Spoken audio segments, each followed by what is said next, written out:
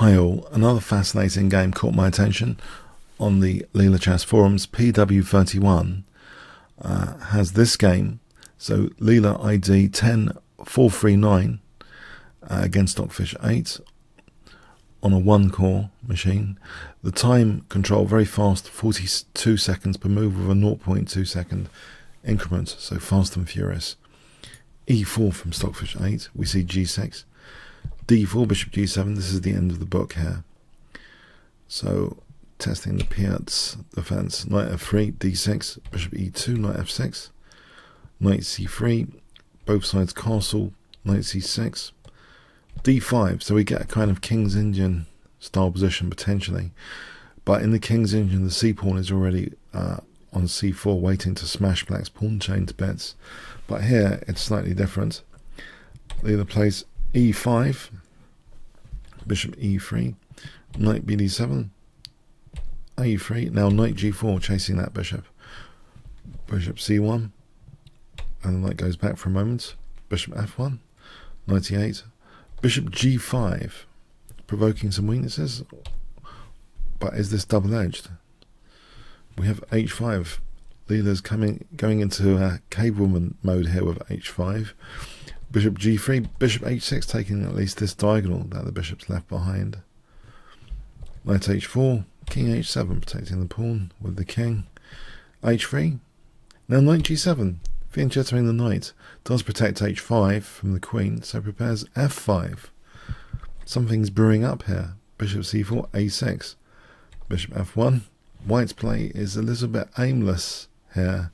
F5.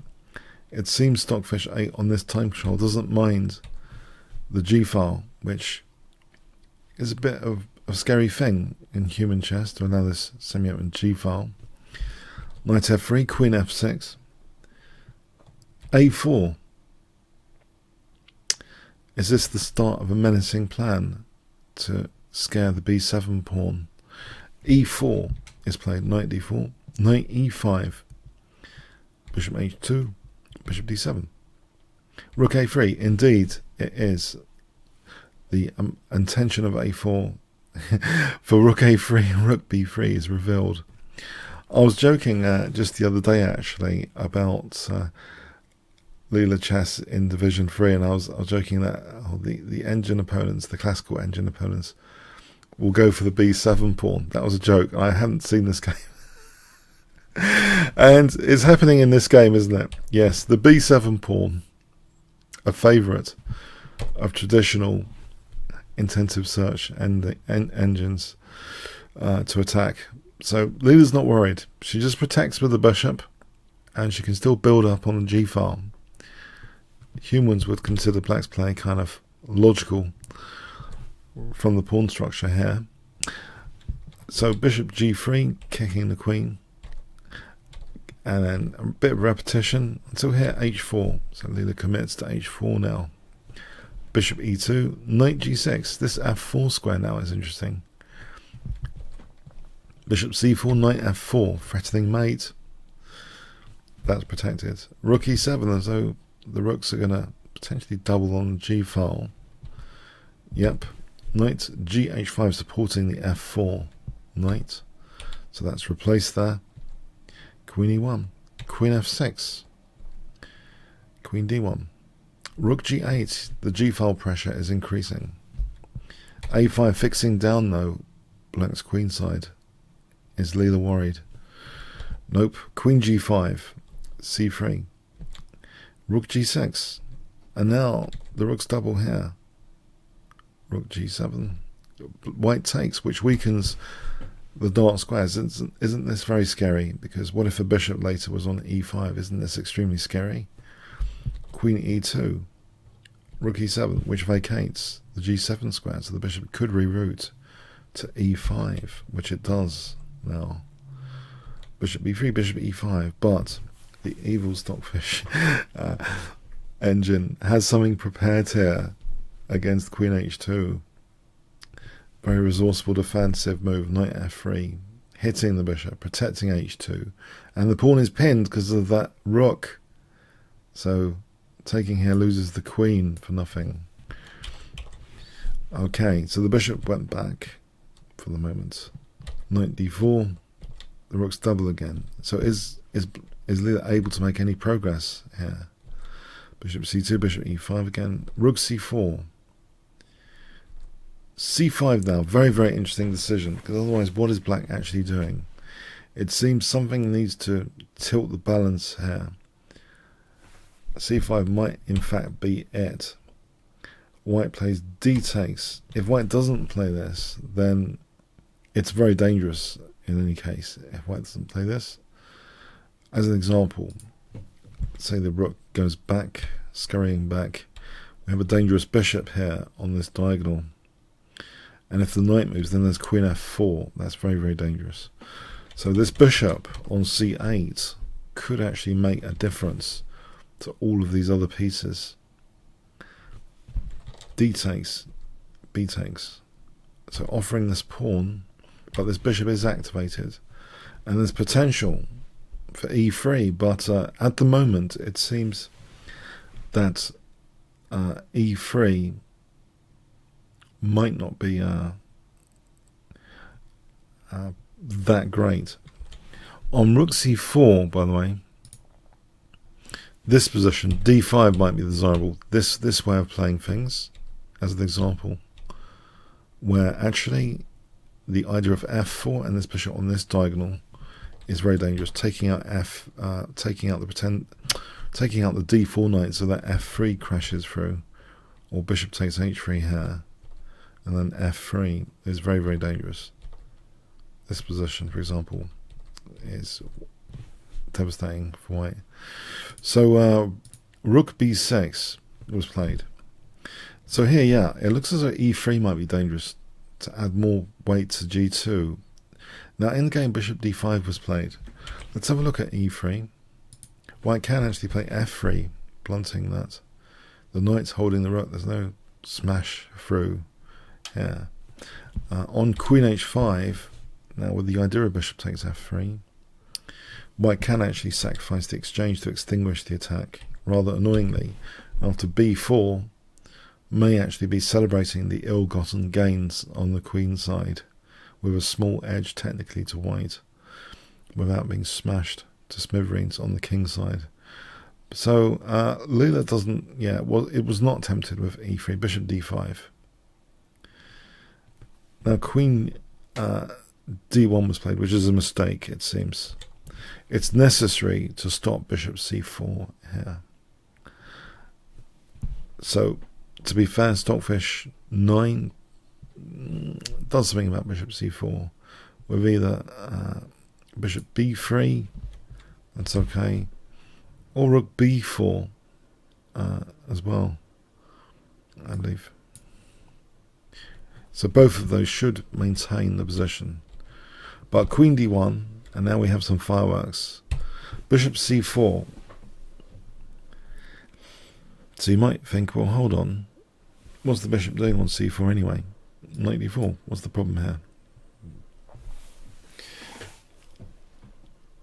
I'll give you 5 seconds. Black to play. What do you think black plays in this position, which disturbs the balance totally? Also, is there a weakness of the last move which you might exploit?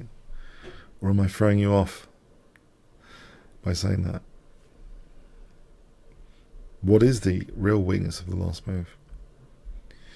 Okay, I'm sorry to say that if you said queen f4 as though that's a weakness of the last move, you're mistaken here, because actually that move was virtuous in that it allowed the queen access to h5 here, and this really, you know, is the way we typically lose as humans as Stockfish. Even if we build up attacking positions, it gets blown when you miss one move like this.